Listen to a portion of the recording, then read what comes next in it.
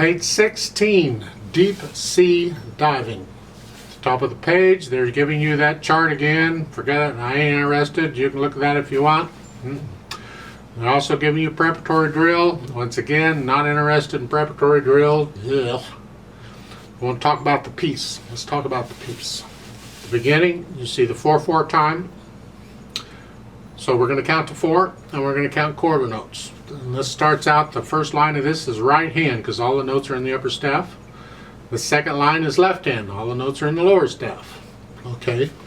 Well, in the first line, the first note is middle C, and they got a 1 up there. That tells you put your thumb on middle C. If I do that, then I'm in this position. I'm in C position for the first line.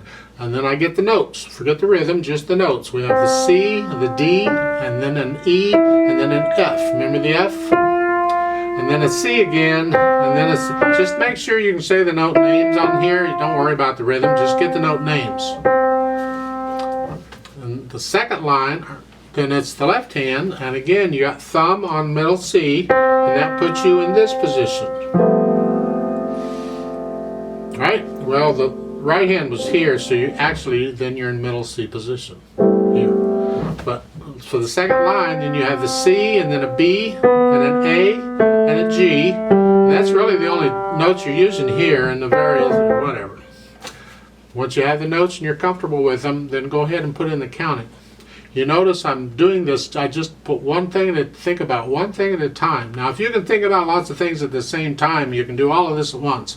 I had a teacher, a guitar, I used to take classical guitar lessons. And he felt that a person ought to be able to take a piece of music and do it all right off the bat. The time signature, the key signature you haven't had yet, the finger numbers, the rhythm, the notes, dynamics you haven't had yet, everything, articulation you haven't had yet, but everything, and just do it all right off the bat. Well, I think I proved to him it didn't work for me. I have to take these things one thing at a time and add them. I build it up. So I'm thinking first, notes and finger numbers. Get those. Where am I doing that? I know the notes and I know which fingers I'm going to use. And then after I have that on each hand, then I can go back and put in the rhythm and the counting. So we've got quarter notes at the beginning, and since we're counting quarter notes, each note gets a count. 1, 2, 3, 4, 1, 2. Then I get the rhythm. I get that all worked out.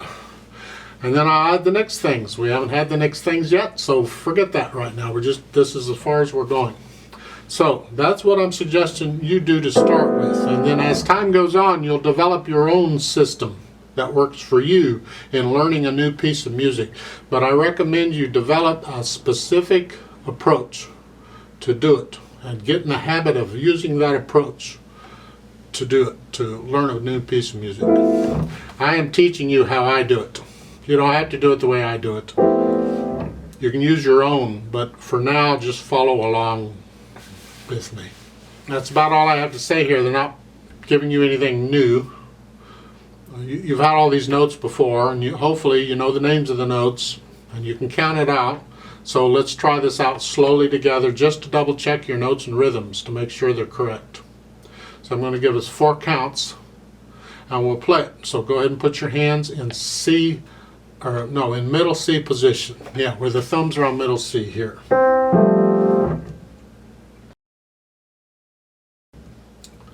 1, 2, ready, go. 1, 2, 3.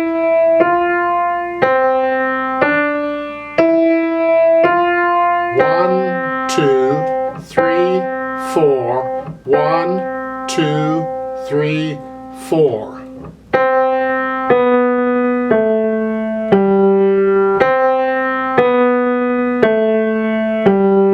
1, 2,